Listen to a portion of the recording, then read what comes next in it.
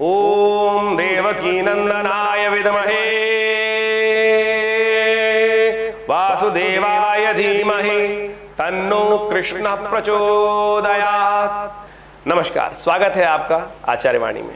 यदि हम बात करें 3 जून की, तो 3 जून को चतुर्दशी की तिथि है। उस दिन शाम को पूर्णिमा आ जाएगी, तो इसलिए शनिवार का अवसर पड़ रहा है, तो खासतौर पे सत्यव्रत उसी दिन किया जाएगा, तो ये आपके लिए अच्छा रहेगा।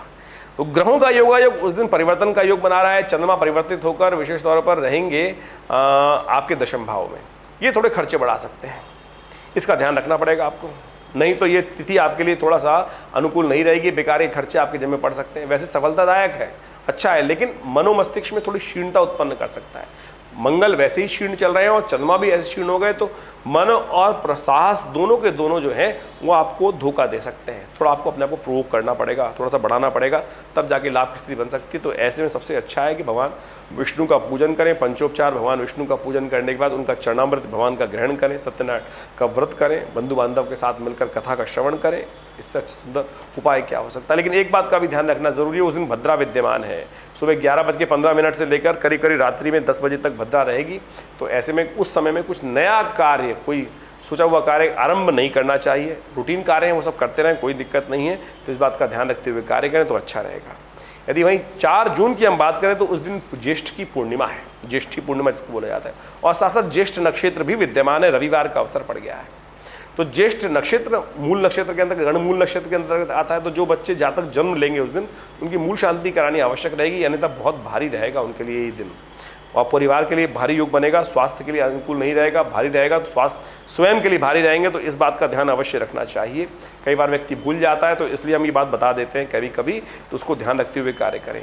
पूर्णिमा है, रविवार का अवसर है, ज्येष्ठ की पूर्णिमा है। ये बड़ी सुंदर तिथि है। स्नान का, दान का, जल के दान का, छाते के दान का, खरबूजे के दान का, पंखे के दान का, छबीली लगाने का बड़ा सुंदर मुहूर्त है। केवल जल के दान से ही आप पुण्य एकत्र कर सकते हैं, धन की आवश्यकता ही नहीं है। आमतौर पे तो लोग कहते हैं जी मैं तो गरीब आदमी हूँ, धन का दान तो कर ही नहीं सकता है, तो मेरे को दान का पुण्य का लाभ कैसे मिलेगा। जल का दान करो ना इस दिन। ज्येष्ठ मास की पूर्णिमा है, ये कल्याणकारी है, लाभकारी है, इसका लाभ लेना चाहिए। और चंद्रमा का संबंध जल से भी है विशेष तौर पर, ये बात समझें। और उस दिन चंद्रमा आपका शीर्ण चल रहा है, तो इस सुंदर तरीके से थोड़ा सा जल लेकर किसी कहीं दे दीजिए, क्या दिक्कत है, किसी को पिला दीजिए। आजकल तो बड़ा विचित्र स्थान चल रहा है, हम घर वालों को भी जल नहीं पिलाते हैं। अरे कोशिश करें, थोड़ा सा जल का दान करें। इस तिथि में अवश्य तर्पण कर दें, अपने पितरों के निमित्त तर्पण कर दें। सुबह सुबह भगवान सूर्य को जल दे दें। आपके ग्रहों को अनुकूल करने में, मन मस्तिष्क को अनुकूल करने में बड़ा सुंदर योग बनेगा। कोशिश ये करें, लाभ की स्थिति बनेगी।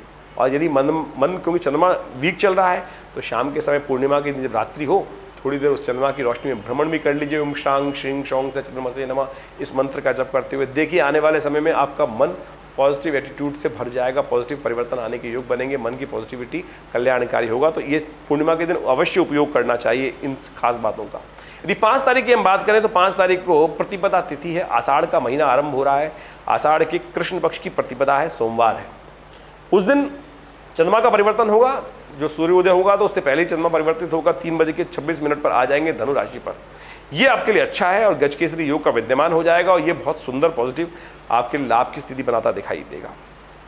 लेकिन द्वितीया क्षय है इस दिन, और मास की पहली तिथि है। उस दिन आषाढ़ का महीने के पहली तिथि के दिन ही विशेष तौर पर इस तिथि का क्षय होना, द्वितीया का क्षय होना अच्छा नहीं माना जाता। कहा जाता है कि किसी भी व्यवसाय को करने वाले लोगों को बड़ा सावधान रहना चाहिए। प्राकृतिक आपदाओं का योग बनता है, और ख़ास तौर पर कई प्रकार की समस्याएं उत्पन्न कर सकता है। जो लोग शेयर मार्केट में कोई भी फॉरवर्डिंग बिजनेस करते हैं, उनको बहुत सावधान रहना चाहिए। कोई बहुत बड़ा गोता नीचे जा सकता है, डिक्लाइन की तरफ जा सकता है, और नुकसान देने के योग दे सकता है आने वाले समय में। तो आपको बहुत सावधानी के साथ काम करने की ज़रूरत है। प्राकृतिक आपदाओं के योग बनते दिखाई दे रहे हैं, तो सावधान रहकर काम करना आपके लिए परम आवश्यक रहेगा। वहीं हम बात कर लें कि खासतौर पर अब हम आगे आने वाला समय कैसा रहेगा, तो उसके लिए हम समझें 6 तारीख को। 6 तारीख का ग्रह का योग, 6 जून का ग्रहों का योग दिखाता है कि उस दिन तृतीया तिथि आषाढ़ मास की और मंगलवार का अवसर, और उस दिन विशेष तौर पर ग्रहों का योग जो बन रहा है वो आपके लिए अनुकूल है, समय आपके अनुकूल है। यदि आप सही से काम करेंगे तो बिल्कुल पॉजिटिव वे से काम करने का आपको प्रयास करना चाहिए। थोड़ा सा खान पान का बैलेंस रखते हुए काम करें तो आपके लिए बड़ा अच्छा समय रहेगा, अच्छा आप उसका लाभ लेते दिखाई दे रहे हैं। लेकिन साथ साथ बृहस्पति का योग जो है वो बहुत सुंदर है, बस गुस्से को कंट्रोल करना है आपको। अननेसेसरी की बातों में एकदम दिखावे के लिए गुस्सा कर लीजिए, लेकिन अंदर से गुस्सा मत होइएगा। और गुस्सा आने से क्या होता है कि सब मति सब भ्रम हो जाती है। तो उस बात का ध्यान रखते हुए कार्य करें तो आपके लिए अनुकूल रहेगा। मंगलवार का अवसर है, हनुमान जी का सुबह सुबह पूजन करें, बहुत सुंदर रहेगा। लेकिन एक बात का ध्यान रखिएगा, उस दिन भद्रा है तो नए वस्त्र ना धारण करें, लोहा ना खरीदें, टेक्नोलॉजी संबंधित चीज़ों से बचने का प्रयास करें। भद्रा रहेगी दोपहर को 2:20 से लेकर 12 बजे तक रात्रि में, तो उस समय में नया कार्य आरंभ करना ठीक नहीं रहेगा। 7 तारीख की हम बात करें तो 7 जून को चतुर्थी तिथि है, बुधवार का अवसर है। आषाढ़ मास की चतुर्थी कृष्ण पक्ष की, और उस दिन गणेश चतुर्थी के रूप में तिथि जानी जाती है। कई प्रकार के परिवर्तन लेके आ रही है तिथि। मंगल तो जो विशेष तौर पर इस दिन बुधवार के दिन चंद्रमा तो सुबह सुबह ही परिवर्तित हो जाएंगे, सूर्योदय से पहले ही 4:43 पर मकर राशि में प्रवेश कर लेंगे, और साथ साथ बुध भी परिवर्तन की तरफ जाएंगे, वृषभ राशि में आ जाएंगे। चंद्रमा का परिवर्तन जो है वो आपके लिए थोड़ा सा नुकसानदायक हो सकता है, आपके खर्चों को बढ़ा सकता है, इसलिए थोड़ा ध्यान रखते हुए कार्य करें, अननेसेसरी के खर्चे ना पालें। और ऐसे में एक बात और ध्यान रखें, छुट्टी के दिन है, ध्यान रखें बच्चों का भी, अपना भी ध्यान रखें, कहीं नेगेटिव तरफ ना फंस जाए मन। थोड़ा सा अनायास ही शुक्र और चंद्रमा का संबंध है, मंगल के साथ संबंध चल रहा है और वो खर्चे वाले स्थान में बैठा है, तो बेकार के खर्चों में, तामसिक चीज़ों में ज़्यादा ना फंसे। किसी प्रकार का गलत तरफ रुझान आपको जुर्माना भी करा सकता है, नुकसान भी करा सकता है, स्वास्थ्य के संबंध में भी समस्या दे सकता है। तो ये सब बातें ध्यान रखते हुए आपको काम करने की ज़रूरत है। इस बात का ध्यान रखते हुए बहुत सावधानी से चलें। गणेश जी का ध्यान करें, गणेश जी बुद्धि के देवता हैं। उस दिन गणेश चतुर्थी भी है साथ साथ, और बुधवार भी है, तो कोशिश करें सुबह सुबह गणेश जी के निमित्त उनको अच्छे से पूजन करें, पंचोपचार दिया दिखाएं, उनकी आरती उतारें, ओम गंगणाधिपतये नमः इस मंत्र का जप करें, दूर्वा उन्हें अर्पित कर दें, घास अच्छी से तोड़ें, दूर्वा अंकुर जो 3 ऊपर की डाल होती है वो तोड़कर दूर्वा, देसी दूर्वा की, वो ओम गंगणाधिपतये नमः, ओम गंगणाधिपतये नमः 5 दूर्वा उन्हें अर्पित करें, बड़े शुभ होगा, कष्ट दूर करने के योग बनेंगे। 8 तारीख की हम बात करें तो 8 जून को जो पंचमी तिथि है, बृहस्पतिवार का अवसर है, और जो ये आषाढ़ी पंचमी है, विशेष तौर पर क्या कहती है वो भी समझ लें आप। ग्रहों का योगायोग दिखाता है कि आपके लिए आज भी खर्चे विद्यमान रहेंगे, खर्चे आपको परेशान करने के योग बनाते दिखाई देंगे।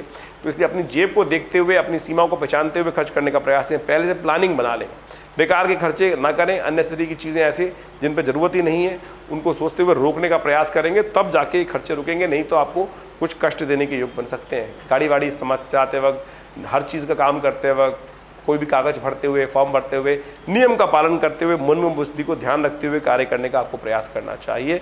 अच्छे से किसी ज्ञान युक्त व्यक्ति का सानिध्य लेने, गुरु व्यक्ति का सानिध्य लेते हुए कार्य करने का प्रयास करना चाहिए, वो आपके लिए बहुत उपयोगी रहेगा, उससे आपको नुकसान होने से बच सकते हैं आप।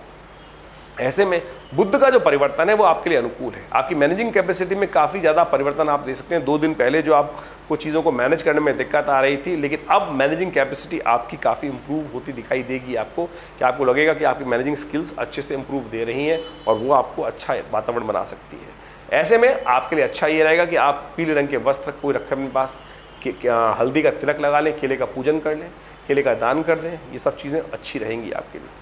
9 तारीख की यदि हम बात करें तो उस दिन शुक्रवार है, षष्ठी तिथि है, आषाढ़ की षष्ठी तिथि, और ग्रहों का परिवर्तन का योग है, और ये परिवर्तन आपके लिए बहुत अनुकूल रहने वाला है।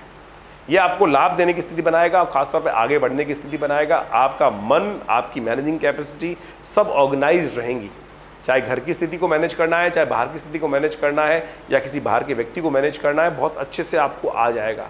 जो आपको एक दिन पहले लग रहा था कि आपसे चीज़ें मैनेज नहीं हो रही हैं, और वो अब लगेगा कि आप चीज़ों को अच्छे से मैनेज करने के योग बना रहे हैं। तो कुंभ राशि वालों, आपके लिए ग्रहों की स्थिति पॉजिटिव होने के योग बनते दिखाई दे रहे हैं। इस दिन आप इसको उपयोग करने का अवश्य प्रयास करना चाहिए। गऊ का पूजन करना, गाय को रोटी देना, यह आपके लिए सबसे श्रेष्ठ उपाय है, इसको करने का प्रयास करें। खट्टी चीज़ों का दान करें, यह आपके लिए अच्छा रहेगा। वहीं 10 तारीख की यदि हम बात करें तो 10 जून को ग्रहों का योगायोग दिखाता है कि उस दिन सप्तमी है पंचांग के अनुसार से, और साथ साथ शनिवार का अवसर पड़ रहा है। कालाष्टमी रूप से इस तिथि को जाना जाता है। भगवान शिव का और काली माँ का पूजन करना सबसे कल्याणकारी होता है।